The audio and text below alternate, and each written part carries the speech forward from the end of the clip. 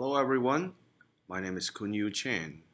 First of all, I would like to thank PyCon Malaysia for giving us this opportunity to present through video. And I would like to also thank James for negotiating with your team to give us this kind of opportunity. We can't wait to share our work. And now I'm handing my microphone to my partner, JunWei. Hi everyone, my name is JunWei, and this is KunYu Chen. Today, our topic is click, click, boom, bounce over our mind. In this talk, we will share our adventure while conducting a cybersecurity research. You guys ready? Let's get started. Alright, so my name is JunWei Song. I'm a Python developer and a malware hunter. And this is KunYu Chen. He is a security researcher and a C Python contributor. Alright, so now let's look at the outline. The first two parts will show you how we start the adventure. And then we will give you a brief introduction of the zip bomb. And number three, we will tell you why do we want to create a PyP package mitigating the zip bomb. And number four, we will share our experience of requesting a CVE number. And number five, we will also tell you why do we want to patch the CPython module. And our discussion with the core developer on BPO. And this part will be introduced by KunYu Chen. It is the most exciting part. Alright, so number one, let me tell you how the adventure started. As I mentioned earlier, we are cybersecurity researchers, so we want to develop a malware analysis engine. And our goal is to join VirusTotal. So we sent an email to VirusTotal to ask for the criteria to join them. They respond and they said the first thing we should combat is the zip bomb problem. We took the challenge and here we go.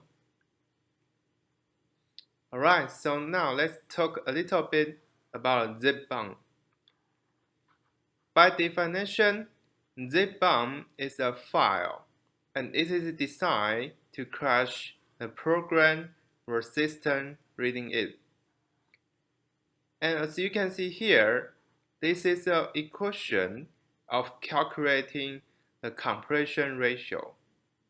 The numerator, which is uncompressed size, will be divided by the denominator, which is compressed size. And then you can get a compression ratio. According to our experience, if this number is greater than 100, it is highly suggested as a zip bomb. Alright, so now let's look at the real case. The uncompressed content, which is 1.1 gigabyte, and the compressed one is 1000K. So let's do a little bit calculation. The compression ratio here is 1000, which is more than 100. In other words, this is a zip bomb. And by the way, if you want to know how to make a zip bomb, please check the appendix for more information.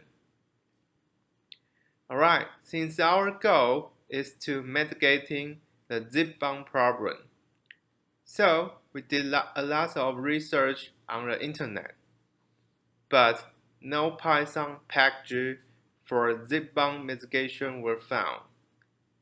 So based on Kara Marie's work, we developed some mitigation. And since we have limited time, please find them in the appendix for more information. But wait a minute. Since we cannot find similar mitigation package for Python, how about we create one and upload it to PyPy? Alright, so based on Kara Marie's work, we create a package called SunZip, Secure Unzip, and you can install it through typing pip install sunzip. But wait a minute, what if CPython zip file module already has this feature built in? So we decided to give it a shot. We write a very simple script to test whether the zip file module has this protection built in or not. And the answer is obvious. No, it does not. But wait a minute. Does that mean we just found a vulnerability in CPython? Oh, this is huge, man. Alright, so let me share our experience of requesting a CVE number. CVE stands for Common Vulnerabilities and Exposures. It is a list containing an identification number and a description for publicly known cybersecurity vulnerability. So we just fill in a form and submit our CVE request to the authority. Few days later, we got a reply from the authority, and they issue us a CVE number, which is 2019-9674. And the suggested description here is lib/zipfile.py in Python through 3.7.2 allow remote attackers to cause a denial of service via a zip bomb. But wait a minute. How about we directly implement zip bomb prevention in CPython zip file module? So we did it. When the mitigation we have discussed before, we focused on the zipfile.py, and we want to patch the mitigation into this. And after a few days, we have this patch done. So we decide to send this patch back to the CPython community. And before that, there are some steps we need to know. First, you need to address the issue on BPO. Second, you need to discuss your issue and propose solution with the core developers. And number three, send your patch through GitHub pull requests. And number four, once the consensus will reach, the pull request will be merged. Alright, next part we will hand over to KunYu Chen, and this is most exciting part. Alright, so this is KunYu Chen, and I'll do the most exciting part, which is the discussion with the core developers on BPO. So, we just went directly to BPO. You may wonder, what is BPO? BPO means bugs.python.org. And we're going to do our discussions with the core developers to discuss our proposed solutions and our issues. All right, so we launched our first round discussion. So we have three things prepared. Number one, we provide the details of CVE. And number two, we provide our proposed solutions. And number three, we raise the question about the threshold of the compression ratio. And not long after, we got our first reply from core developer Serhi. He has 2 points. Number one, he said, the library should not limit the compression ratio. Yeah, we can understand this because it would be very easy for hackers to bypass this technique. And number two, you should make a decision what zip file should be rejected. In other words, he tried to say it's the user's responsibility, not the CPython module's responsibility to verify the data. All right, so we also got a reply from second core developer, Christian, and he has 3 points. Number one, he said, a low-level module should not limit extraction by default. Yeah, this makes sense because it's just like a butterfly effect. A small change in the low-level module would probably cause a great damage in a high-level application.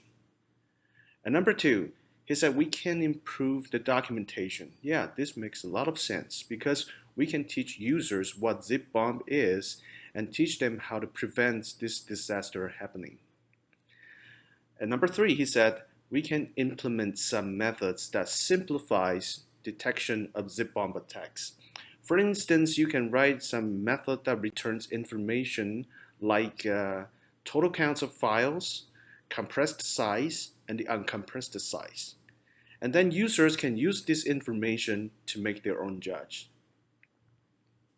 All right, so we can say that our first round discussion got rejected. But we never give up. So we launched our second round discussion. And this time we got 2 things prepared. Number one, we improved the documentation with appropriate warnings and solutions.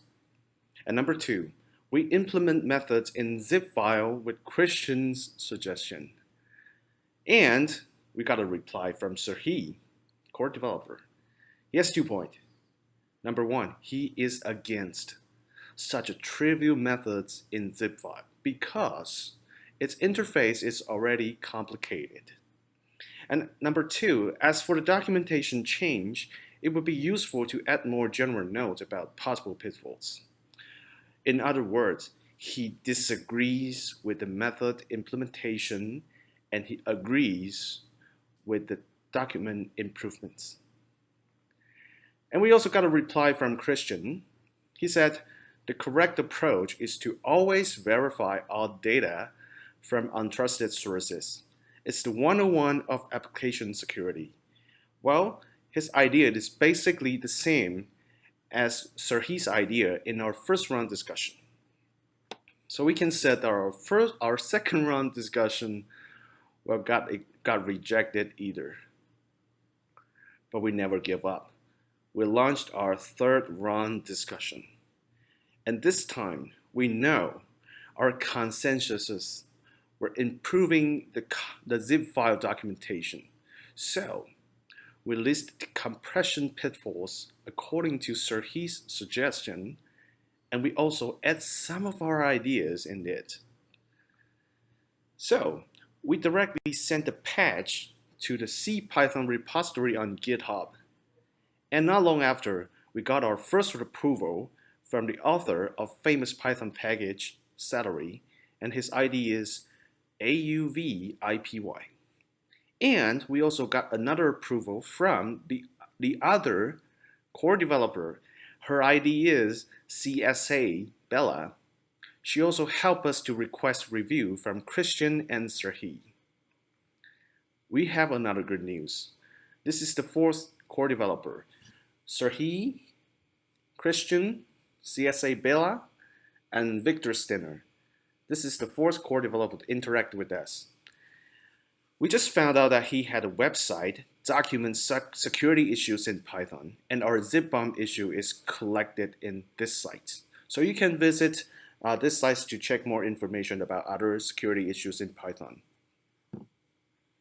All right, so we can say that our third round discussion with the core developers got partially accepted.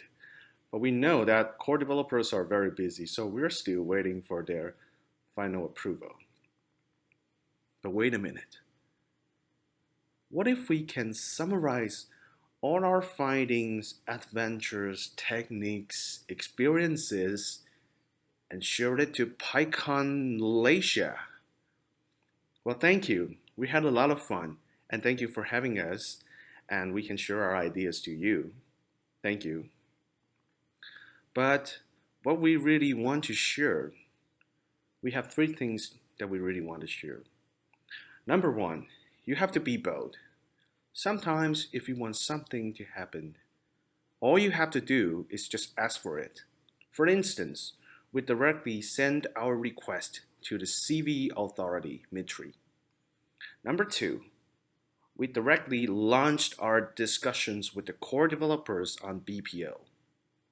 And number three, we directly send our pull request to the CPython repositories on GitHub. And we got replied. And number two, you have to be persistent because good results are there for persistence guy. And number three, you need to have fun. If you're not having fun, please ask yourself one question. Why am I doing this if I'm not having fun?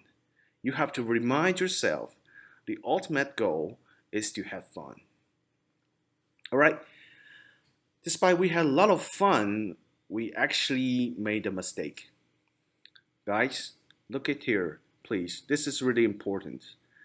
Well, next time, if you find a security issue or a vulnerability in CPython, please mail it directly to security@python.org.